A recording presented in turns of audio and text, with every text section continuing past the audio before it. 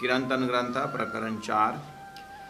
मेरी मेरी करत दुनि जात है, बोझ ब्रह्मांड सिर लेवे। पाओ पलक का नहीं भरोसा, तो भी सिर सरजन पुन देवे। सिर ले काम करे माया को, निशंक पछाड़े आप अंग। न करे भजन दोष देवे साई को, कहे दया बिना न होवे साध संग। कहे दया बिना न होवे साध संग। बोलो श्री प्राणनाथ प्यारे की जय, सदगुरु महाराज की जय। परमादरणीय सुंदर साथ जी, महामती प्राणनाथ जी किरंतन ग्रंथ के माध्यम से किरंतन ग्रंथ के माध्यम से हमें संसार में किस तरह से के जीना और संसार शरीर इस व्यवहार के बीच से ही हमें अपने दिव्यता, अपने परात्म स्वरूप को पकड़ करके अपने एक संसार में जो मोक्ष वाला जो चीज़ है, मुक्ति वाली जो चीज़ है, इसको किस तरह से आत्मसात करने का। तो बहुत सारा आयाम को प्राणनाथ जी महाप्रभु स्पर्श करते हैं। जैसे हमने देखा कि विश्व देख भयामय विस्मया, देख देखा आवत मोह हाशा। हमने यहाँ पर कल सुंदर साथ जी को चौपाई का लोकेशन बताने के प्रयास किया कि जैसे छोटा बच्चा को देख करके हम अभिभावक जन हंसते हैं। इसीलिए हंसते हैं कि वो जो ना चीज़ है उसमें अपनापन करके रोता है, उसको देख करके हम हंसते हैं। ऐसे ही हमने कहा कि हमारा यहाँ संसार में जो शरीर संसार व्यवहार को लेकर के हम इतना तल्लीन हो जाते हैं, जीव इतना संसार में भूल जाता है, तो अपना लक्ष्य भूल जाता है। जैसे कहा जाता है गर्भस्थिति करके कि माँ के पेट में जब ये जीव आता है और शरीर को इस जब प्राप्त करता है तो वहाँ जीव बहुत रोता है, तड़पता है, कष्ट होता है। तो उसमें मैं परमात्मा दर्शन दे करके उससे एग्रीमेंट करवाते हैं कि बहुत बार तेरा जन्म मरण हो चुका है और हर बार यहाँ तकलीफ में आता तो मुझे याद करता है, इसलिए मैं तेरे तकलीफ को देख करके बाहर निकालता हूँ और फिर तो भूल जाता है। तो उस बार भगवान बहुत परमात्मा याद दिलाते हैं और इस बार मैं नहीं भूलूंगा परमात्मा, मैं आपको भजन भक्ति ऐसा करूँगा कि फिर मैं दोबारा संसार में नहीं, इस गर्भ में नहीं आऊँगा करके जीव तड़पता है करके। इस तरह से प्रार्थना है, शास्त्र में जीव का प्रार्थना बहुत दिखता है, सुनने में आता है, पढ़ने में आता है। अब उस समय में वहाँ पर माँ के पेट में कौन था, कौन साक्षी था करके परमहंसों लोगों ने उसका प्रश्न नहीं किया है, उसको आत्मसात किया है कि वास्तव में ये जीव तकलीफ में रहता है और जीव तड़पता है। बस उसको मद्देनज़र रख करके फिर ऐसी प्रार्थना करना न पड़े और तकलीफ में पड़ना न पड़े करके अब परमहंस लोग उसी दृष्टांत से, उसी शास्त्र के वचन से अपने जीवन को दिव्य की ओर ले गए और उस दिव्यता को प्राप्त किए। ऐसे सारे प्रश्न। ऐसे ही हमें जो महापुरुष महामती प्राणनाथ जी जैसे व्यक्तित्व और परमधाम के ब्रह्मात्माओं के लिए तो ये साक्षात वाणी, इसमें कोई दुविधा नहीं है, इसमें कोई शंका करने की जगह ही नहीं है। तो परमधाम के आत्माओं के नज़र से देखे तो राजी महाराज इस खेल में आए सुरता और दिव्य परमधाम को भूल करके अब सामने में आमने सामने धनी के साथ आँख में आँख मिला करके बैठे हैं, लेकिन ये जो खेल संसार माया मोह में इस तरह से फंसे हुए हैं कि बस जो नहीं है उसमें है बोल करके। तो ये जैसे हम छोटा बच्चा की उसकी बुद्धि को देखते हुए उसको विवेचन को देख करके हंसते हैं, ऐसे ही दिव्य परम धाम से राजी महाराज अगर मूल मिलाव में हम अपने ध्यान को पहुंचा करके देखें तो राजी महाराज हमारे ऊपर ऐसे हंसी कर रहे हैं, राजी महाराज मुस्कुरा रहे हैं। इसलिए विश्व देखा भयामय विस्मया, देख देखा आवत मोय हासा। महामती प्राणनाथ जी इस धरती में जीवों की गतिविधि को देख करके हंस रहे हैं और बोलते हैं मेरी मेरी कतदुन जात है। उस घर को मेरे पिताजी ने मेरा घर बोले और पिताजी के पिताजी ने मेरा घर बोले। गुरुजी मंगलदास जी कहते हैं अपने सूक्ति में, उस घर ने कभी मेरा मालिक नहीं बोला और मालिक उस घर को मेरा घर करके बच जाता है। और वो कभी जड़ ने कभी चेतन को मेरा मालिक नहीं बोला। तो जड़ ज्ञानी दिखता है और चेतन होते हुए भी मूर्ख दिखता है। गुरुजी मंगलदास जी का कहने का आशय हुआ है। तो यहाँ पर मेरी मेरी करते जो जाता है। अगर हम अपने लाइफ स्टाइल को देखें, जैसे जीवन 100 साल का जीवन जो हो, लेकिन जैसे ही धरती पर जीव आया उसके अंतर आत्मकथा जिसे हम कहते हैं, जैसे कवियों ने आत्मकथा लिखते हैं और उनका कवि जहाँ न पहुँचे रवि वहाँ पहुँचे कवि बोलते हैं। कवियों के कविता में रोड की आत्मकथा और एक एक नदी की आत्मकथा, ऐसे वृक्षों की आत्मकथा करके वृक्षों की भावना वहाँ पर रखते हैं, रोड की भावना वहाँ पर रखते हैं कि मैं धरती के ऊपर कंक्रीट बैठा हूँ और मेरे सिर पर हजारों गाड़ियाँ दौड़ती है, कोई दया माया नहीं रखते हैं, ऐसा वैसा। हाँ, वहाँ पर भावना डाल करके आत्मसात कराते हैं। तो इसी तरह संत महापुरुष जीव के साथ, जीव की आत्मकथा, अंदर की एक आवाज़ है जिसको इनर कॉन्शियसनेस, एक अंदर रूहानी प्रार्थना, तो तहे दिल से एक आवाज़ आती है, उसको अगर पकड़ें तो सही में मेरी मेरी कर दूँ जाता है कि पूरा जीवन मेरा और तेरा इस तरह से बीतता जाता है। और बोझ ब्रह्मांड से ले, ब्रह्मांड का बोझ लेकर के चलते हैं। और इधर लाइफ को अगर जीवन का एक ड्यूरेशन, लाइफ ड्यूरेशन अगर देखें तो पाव पलक अगर नहीं भरोसा फिर, और देखते भी जानते भी हैं। और गुरुजी मंगलदास ने सुक्ति में कहा है कि माया को तो बहुत बार ये सिर दे चुके हो तुम, 84 लाख यूनि में आते आते माया को तो बहुत बार सिर दे चुके हो। गुरुजी ये भी कहते हैं कि सब कोई कहते हैं कि माता पिता नहीं मिलते हैं, माता पिता नहीं मिलते हैं। तो गुरुजी महाराज कहते हैं माता पिता तो हर यूनि में मिलते हैं, माता पिता किन कहाँ नहीं मिलते हैं। गुरुजी बोलते हैं गुरु बार बार नहीं मिलते हैं, माता पिता तो मिलते हैं। आत्मा कथा से अगर देखें, आत्मा की आवाज़ से अगर देखें तो शिर सरजन को न देवे, अर्थात पूरी तरह अपना सिर जो है, ये एक सिर तो माया के लिए तो हजारों जीवन माया के लिए दिए, अब एक जो मनुष्य शरीर में अभी होश में आए जो सिर है, एक बार परमात्मा को देखो तो देखो। योगाक्षमम वहाम्यम भगवान श्री कृष्ण गीता में कहते हैं। तो ऐसे ही सिर सर्जन को न देवे, तो एक बार देख करके तो देखो। आगे कहते हैं शिरले काम करे माया को। सुंदरदास जी कल थोड़ा बहुत चौपाई हमने ऊपर भूमिकागत रखा है और उसने व्याख्या भी किया अलग अलग ढंग से। फिर भी इस बार थोड़ा अभी सेकंड राउंड जैसे मान के चलिए थोड़ा सा फेमिलियर होते जा रहे हैं और इसी आधार पर आगे का चौपाई प्रसंग निकालना होता है। शिरले काम करे माया को निशंक पछाड़े आप अंग। शिरले काम करे माया, काम वही है लेकिन भाव मायाजन्य हुआ। महापुरुषों ने अलग काम करके अलग ही ब्रह्मांड, अलग ही काम, अलग ही गुणांग इंद्रों का नहीं था उनका। हाँ, उनका काम, उनका शरीर यहीं का है, 5 तत्व ही है, काम भी यही है। हाँ, बोलते हैं ना कि कर्म जो है cause of the bondage, action is the cause of bondage. अब ये जो कर्म है वो बंधन का कारण जरूर है, but action is not the cause of bondage. कर्म बंधन का कारण नहीं है, but the motive behind the action is the cause of bondage. उस कर्म करने का जो भाव है, उस भाव ही कर्म का बंधन है। तो फिर माया का ही सामग्री है, माया का शरीर है, माया का सारा संसार तो माया का है। तो यहाँ पर का शिरले काम करे माया को, माया में बैठे तो सारा कर्म माया का ही है, प्रकृति से बना हुआ ही है।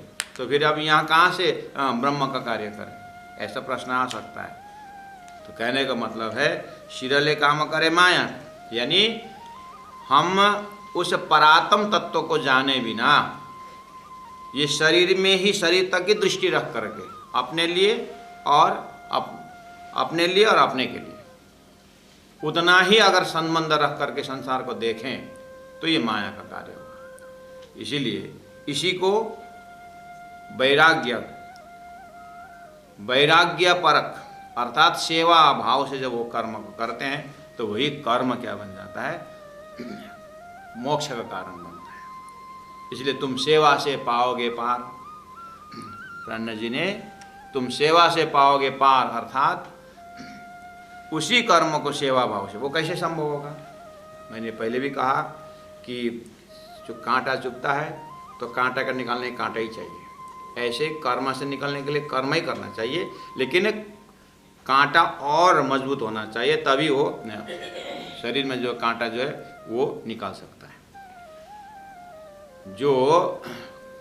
जो खड्डा में है, दलदल में है, उसको अगर निकालने के लिए हाथ देंगे तो फिर निकालने वाला ने मजबूत पकड़ा हो तो निकाल पाएगा, अगर वही कमज़ोर है तो वो भी दलदल में चला जाएगा। ऐसे ही परमात्मा ने जो जीव जो फंसा हुआ है, परमात्मा का जीव, तो परमात्मा जब निकालने गुरु बन के आते हैं, परमात्मा ज्ञानी बन के आते हैं, परमात्मा परमहंस बन के आते हैं, तो निकालने वाला भी मजबूत होना चाहिए, अर्थात उसने लक्ष्य मजबूत पकड़ा हुआ होना चाहिए। तो शीरले काम करे माया को, तो माया का काम वो भाव से माया का काम हो रहा है। नहीं तो महापुरुष ने गुरु जी मंगलदास जी जैसे व्यक्तित्व सारा आश्रम स्कूल जो बनाए हैं, ऐसे अनंत संतों ने सेवा का कार्य किया है। तो आखिर मटेरियल तो यही है। उस कार्य उस स्थान के पीछे जो है, उस वस्तु के पीछे जो है ब्रह्म तत्व का वो महाकारण का दर्शन होना चाहिए। ये बिल्कुल भावना से हम यहाँ से निकल सकते हैं। भावना संकल्प बहुत ही मजबूत चीज़ है। आपको एक बात बताऊं, एक राजा का उद्यान था, गार्डन। तो वहाँ पर राजा अपने ही जो फल का जो बागान है, अपने खेतों के दर्शन कर मतलब घूमने गया। तो वहाँ पर माली तो है ही, उस बगीचा में फल फला रहा है, उस खेत अपने उस राजा का खेत है, अब कितना विस्तार है क्या है, लेकिन घूम घाम के वो पहुँच गया। तो अनार का जूस पिलाया माली ने। अनार का जूस इतना, एक गिलास राजा साहब आए हैं तो पिलाए, और बहुत टेस्टी और बहुत अच्छा, एक गिलास भर के पिया। तो बोले ये कितने अनार के दाना कितना कितना रस आता है? बोले एक ही दाना आता है, मतलब एक ही पीस का है। अच्छा तो और पिला लो भाई। तो खुश होकर माली गया। राजा अंदर अंदर सोचता कि जब एक दाना में इतना रस है और इतने में तो बहुत इसने पैसा कमा, इसके ऊपर टैक्स लगा देंगे, इसके ऊपर टैक्स लगा देंगे क्योंकि इसने बहुत कमाई किया है। एक ही दाना में इतना रस है तो कितने दाने हैं यहाँ पर? तो फिर तब तक माली ने लिया एक गिलास, लेकिन गिलास भर के नहीं आया, आधा ही गिलास आया। तो बोला कि अभी तो फिर आधा ही गिलास ले आया। तो बोला कि राजा साहब 3 अनार का है ये, तो 3 अनार का रस इतना ही निकला। तो फिर क्या कर दिया है? मैंने तो कुछ नहीं किया, लेकिन आपने कुछ संकल्प किया होगा। प्राणनाथ प्यारे जी, माली ने उल्टा कह दिया कि मैंने तो कुछ नहीं किया, लेकिन आपने कुछ संकल्प किया हो। देखो यहाँ देखिए, तो उसने इतना ही सोचा कि यहाँ एक दाना में इतना रस आ रहा है तो फिर इसमें टैक्स लगाना चाहिए। जैसे स्वार्थ घुस गया इसके अंदर, वो संकल्प वहां जाकर के परमात्मा ऐसे बैठ जाते को रस ही गायब हो गया। तो कहने का मतलब है कार्य जो हम करते हैं उसको मोक्ष का कारण बनाने के लिए हमारा भावना ही काम करता है। इसलिए भावाग्राही जनार्दन करके कहा। तो प्यारे सुंदर साथ जी भक्तजन महानुभाव, हम अपने कार्य काम सिरले काम करें माया। एक हाउसवाइफ भी सुबह उठ करके जैसे रसोई घर में प्रवेश करती है तो रसोई घर को थोड़ा प्रणाम करके जाएं और हर सामग्रियों को एक बार ऐसे दिल से लगाएं कि वहाँ पर भोजन का जितनी भी सामग्रियाँ हैं, जो वहाँ पर यूटेंसिल है, जो वस्तुएं हैं, हर चीज़ में एक बार परमात्मा को दर्शन करें, एक बार परमात्मा याद करके प्रवेश करें। और अब मैं आगे जो आज का दिनचर्या यहाँ पर जितनी देर खड़ी रहूँ, जो भी करूँ, अब मैं परमात्मा के लिए भोजन तैयार करता हूँ। आखिर भोजन तो बनाना ही है, हर सामग्री टच करना ही है और ये शरीर को प्रयोग करना ही है। तो सारा दुनिया किसी का निंदा और सारा विश्व ब्रह्मांड का ये सब समझने से, याद करने से अच्छा कितना भाव से हम परमात्मा को याद करके हुए जब वो भोजन तैयार होता है तो भोजन सही में रसोई होता है, रसी रस से भरा हुआ होता है। वो एक ही अनार के दाना से रस निकला जैसा हर भोजन में से रस प्रकट होता है और वो खाने वाला भी दिव्य बन जाता है और वो तो भोजन नहीं रहता, तो प्रसाद बन जाता है। तो सिरले काम करे माया को, उसका ये तो अज्ञान दशा में हो रहा है ना, इसलिए इस लिटी से, इस चौपाई से, इस चौपाई से हम ये शिक्षा लें कि अच्छा सिरले काम करे माया को न हो करके सिरले काम करे राज्य को करे। तो फिर यानी हर चीज जो राज्य के लिए हैं, परमात्मा के लिए हैं, इस तरह से जब करेंगे तो फिर निसंग पछाड़े आप आऊँगा होता ही।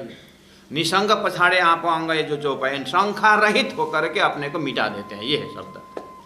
निशंक शंका रहित होकर पछाड़े आप को, यानी अपने आप जीवन को समाप्त कर देते हैं। ये तो करना ही है। हर महापुरुष ने कहा अपने आप को मिटा के तो किए हैं, कोई कार्य में स्वार्थ रख करके नहीं किए। और करनी तुम्हारी मैं तौली, हे राजी महाराज, जैसे सत अस्त करके प्राण जी महाराज अपने चौपाई में कहते हैं। सदगुरु महाराज को याद करते हुए कि आपके कर्म और मैंने मेरा कर्म को देखा, आपका कर्म सती सत से भरा हुआ है और मेरा कर्म असत से भरा हुआ है, जैसे रात्रि और दिन का जैसा फर्क पड़ता है। ये तो उनकी सदगुरु के सामने कैसे अपने को पेश होना है वो शिक्षा दे रहे हैं। तो कहने का मतलब है कि जिस कर्म में स्वार्थ भरा हुआ है वो अज्ञान दशा का होता है। तो निशंक पछाड़े आप तो होना ही, अपने अंग को बचा करके तो सेवा कार्य होता ही नहीं। ऐसे भी शरीर खटाना ही है, शरीर को मेहनत करना ही है। गुरुजी मंगलदास जी कहते हैं कि ऐसे भी ओखली में सिर तो गया, अब वो तो लगेगा ही, तो फिर क्यों ना हम इस सिर को माया के चोट देने से अच्छा ब्राह्मिक चोट को क्यों ना दें, अर्थात ब्रह्म के लिए मेहनत क्यों ना करें, समाज के लिए मेहनत क्यों ना करें। तो ये निशंक पछाड़े आप अंग, जो माया के पीछे लगने से निशंक पछाड़े, वो काम करते समय पता नहीं चलेगा। सुंदर साथ जी, जब तक वो काम करते रहेंगे उस समय पता नहीं चलेगा, वो जब रिजल्ट को देखेंगे तो पता चलेगा कि ये निशंक पछाड़े आप अंग हो रहा है कि नहीं हो रहा है। मतलब ये जो मेहनत निष्फल जा रहा है कि ये फल देने वाला है, वो सामने वाला के अनुभव से ही ये पता चलता है। ये सीधा सीधा काम करते समय पता नहीं, या तो हमारे अंदर इतिहास होना चाहिए, हमारे अंदर ऐसे महापुरुष का जीवनी होना चाहिए, कुछ ज्ञान इसके पीछे हो, तो पता चलेगा कि ये मैं कार्य जो कर रहा हूँ निष्फल जा रहा है कि क्या हो रहा है। नहीं तो ज्ञान बिना का कर्म पता नहीं चलेगा। ज्ञानी जब कर्म करेगा, भगवान श्री कृष्ण ने अर्जुन को पहला गांडीव से पहला उनको ज्ञान पकड़ाया, ज्ञान देने का गांडीव पकड़ा, तब तो पता चला मैं धर्म कर रहा हूँ कि अधर्म कर रहा हूँ। वो बिना संकोच वो आगे बढ़ता है। पहला कितने कन्फ्यूजन में, तो वही तो विषाद था। इसका मतलब हमें ये सीखना चाहिए कि कर्म में ज्ञान को प्रवेश होना चाहिए।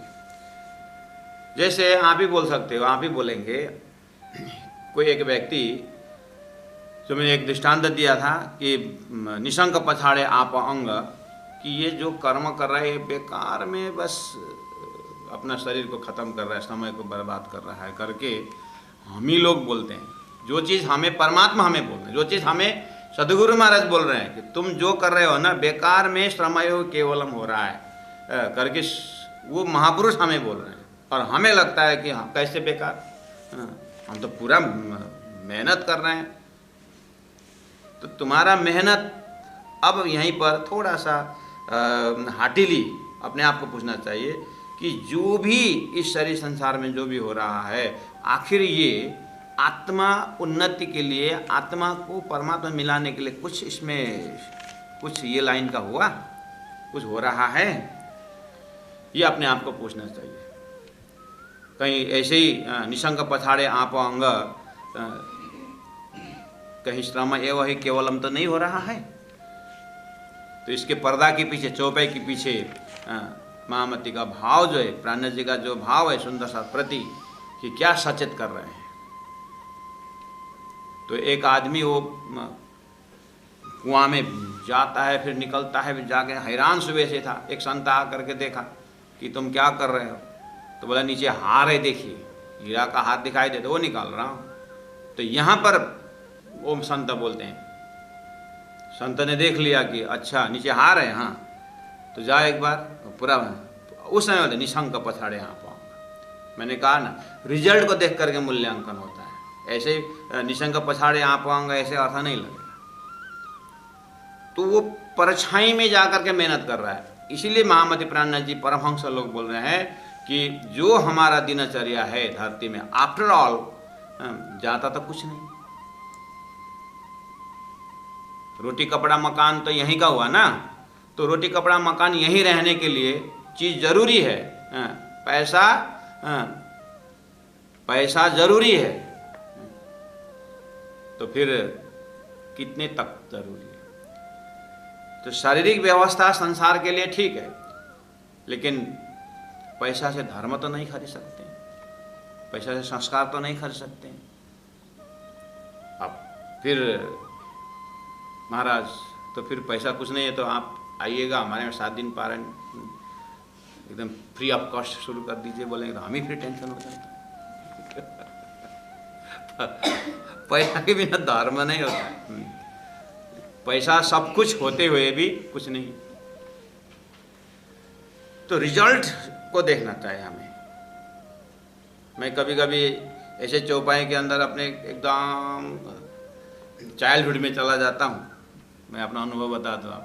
तो हमारे जितने भी गांव में जो खेती करते थे, हमारे दादा दादा जो, तो उस समय में ये श्रावण के महीना में जब धान लगाते थे, तो दादा लोग और चाचा लोग एकदम बढ़िया खेती अपना कि एकदम एक सीधा कर, जमीन एकदम सीधा, पानी कहीं इधर उधर होना नहीं चाहिए।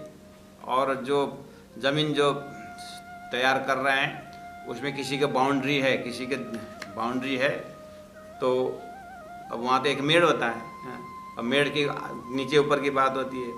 तो वहाँ पर मेड़ में जो मट्टी निकाल रहे हैं तो एकदम इंच नापते हैं। ऊपर में जो अपना में पतला पतला मट्टी निकाला, इतना मोटा निकाल रहे हैं मेड़ में ज़मीन बढ़ाने के लिए। इतनी सी सूद भर के लिए झगड़ा तूफान होता था कि इसमें जो मेड़ है जो उसमें बॉर्डर में ज़्यादा काट रहा है, और उसके लिए फिर झगड़ा शुरू होता है गांव में इस तरह से। तो आज की स्थिति में जब हम गांव में जाते हैं तो वो देखता हूँ कि सारा ज़मीन जो है अभी घास उगा हुआ है, और जो एक एक सूत हिसाब कर रहे थे आज वो कोई भी नहीं, सब ज़मीन के अंदर चले गए। न राजा रहेगा न रानी रहेगी, ये मिट्टी सबकी कहानी कही। सिकंदर बादशाह भी दोनों हाथ खाली रख करके गए बोलते, और संदेश ये दिया कि देखो मैं सिकंदर खाली जा रहा हूँ। तो मैं ये भी हम नहीं हतोत्साहित बात नहीं कर रहे हैं मैं, लेकिन जीवन को किस तरह से आनंदित बनाए। तो ये थोड़ा ज्ञान के प्रकाश में ही ये कुछ स्वाद मिलता है। एक महात्मा जी बढ़िया से हंसमुख रहते थे, खुश रहते थे, और उनको खुशी और मस्ती को देख करके गांव वाले थोड़ा सा जेलसी करते थे। तो आ गए एक दिन गांव वाले, महाराज हाँ जी आप क्यों हरदम खुश रहते हो? तो बोले अब इसका क्या उपाय है? हाँ खुश रहता हूँ। अरे क्यों, क्या रहस्य है? महात्मा ने बोला क्या रहस्य हो सकता है, मेरा गौशाला है, दूध निकालता हूँ, मलाई खाता हूँ और आनंद से रहता हूँ। अच्छा ये है क्या? गांव वाले गए, सलाह किया, रातों रात गौ सब चोरी कर दिया, गौशाला साफ कर दिया। देखते हैं महात्मा कैसे मलाई खा के खुश होता है। 3 दिन बाद आए, फिर देखा तो महाराज वैसे हंसमुख बैठा, बढ़िया से बैठा हुआ। महाराज गौ तो सुनने में आया है सब खो गया है, चोरी हो गई है, फिर आप खुशी हो, अभी खुश हो? हाँ हम बिल्कुल खुश हैं। तो कैसे खुश है? बाजार से मलाई लाते हैं, खाते हैं और गोबर का झंझट नहीं, मस्ती में रहते हैं। बाजार से मलाई लाते हैं और मस्ती से खाते हैं और गोबर का झंझट नहीं, मस्त। वही है संसार। लेकिन देखे कैसे मरोड़, किस तरह से अपने आनंद के लायक बनाना है। संतों के जीवन देखे, एक पति ने कहा, पत्नी ने कहा पति को जानवर, पत्नी ने पति को कहा तुम जानवर हो, और पति हंसने लगा, पत्नी को और पारा ऊपर। समझ में नहीं आ रहा है क्या? क्यों? जानवर बोल रहा हूं। हाँ तो इसलिए तो मस्त मजा है, जानवर। अरे तू मेरा जान है और मैं तेरा वर हूं, तो जानवर तू ठीक ही तो बोल रही है। एक शब्द वही है, किस तरह से हम आनंद के अपने आनंद के लिए लेना चाहिए।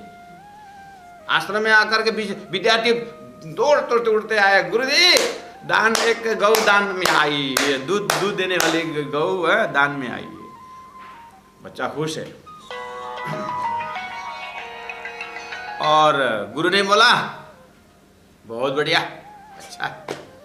दूसरे दिन वही शिष्य आया, गुरुजी क्या हुआ बेटा?